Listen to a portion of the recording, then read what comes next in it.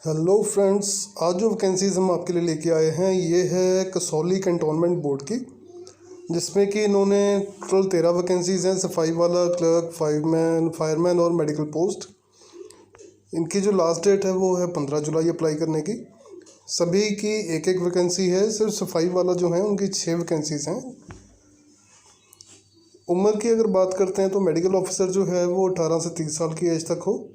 Clerk जो है वो 18 से 25, फायरमैन भी 18 से 25, बैरियर गार्ड 18 से 28, एक्सरे टेक्नीशियन 18 से 25, मज़दूर 18 से 30, वॉल्वमैन भी 18 से 30, सफाई वाला जो है वो 18 से 28 और बाकी जो एज रिलैक्सेशंस हैं वो गवर्नमेंट के नॉर्म्स के हिसाब से दी हुई हैं। पे स्केल इनका काफ़ी अच्छा है। पे स्केल मेडिकल ऑफिसर का जो है वो 15,600 से लेके 39,100 तक है, प्लस इसमें ग्रेड पे भी मिलेगा। सेम क्लरिकल का जो है वो 5,910 से लेके 20,200 तक है। फायरमैन की सैलरी 5,910 से लेके 20,200 तक है। बैरियर गार्ड की भी 5,910 से लेके 20,200 तक है। एक्सरे टेक्नीशियन की भी इतनी है। लेकिन जो मज़दूर, वॉलमैन और सफाई वाला हैं उनकी सैलरी 4,900 से लेके 10,680 है, जिसमें 1,300 रुपये प्लस जीपी है। क्वालिफ़िकेशन की बात करें तो जो मेडिकल ऑफिसर है उसको MBBS किया हुआ होना चाहिए। क्लर्क 12वीं पास होना चाहिए और मिनिमम स्पीड जो उसकी टाइपिंग में है वो 30 वर्ड पर मिनट होनी चाहिए इंग्लिश टाइपराइटर में, और 25 वर्ड्स हिंदी में चाहिए। उसे वर्ड प्रोसेसिंग, MS ऑफिस वगैरह की अच्छी नॉलेज होनी चाहिए। फायरमैन की बात करें तो वो भी +2 पास होना चाहिए, या फिर अगर 10वीं की है तो +2 के इक्विवेलेंट कोई उसने कोर्स किया हो, और वो मेंबर होना चाहिए होम गार्ड का।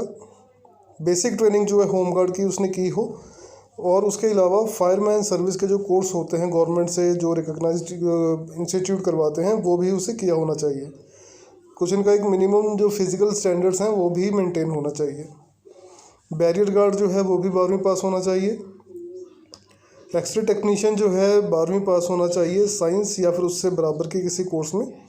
1 साल का डिप्लोमा भी होना चाहिए रेडियोलॉजी का, या फिर BSc की डिग्री अगर की हुई है रेडियोलॉजी में वो भी चलेगी। मज़दूर की बात करें तो 8वीं पास होना चाहिए और उसे थोड़ा बहुत एक्सपीरियंस होना चाहिए अपने काम का। वॉलमैन भी 8वीं पास होना चाहिए, लेकिन उसे प्लम्बर का, वाटर फिटिंग्स का, ये सब एक्सपीरियंस होना बहुत ज़रूरी है। सफाई वाला जो है वो 8वीं पास होना चाहिए, उसके लिए कोई ख़ास कंडीशन नहीं है।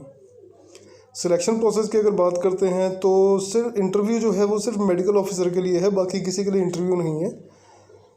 क्लर्क के लिए टाइपिंग टेस्ट है और MCQs हैं, multiple choice objective type questions हैं। 100 मार्क्स का टेस्ट होगा ये। फायरमैन के लिए भी उसके ट्रेड के अकॉर्डिंगली स्किल टेस्ट है और MCQs हैं, इसका भी 100 मार्क्स का पेपर होगा। फायरमैन और बैरियर गार्ड दोनों के लिए ये हैं।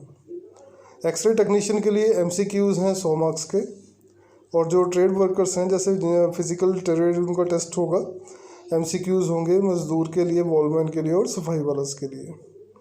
एप्लीकेशन फ़ीस की बात करें तो 500 रुपये जनरल, OBC और एक्स सर्विसमैन की फ़ीस है।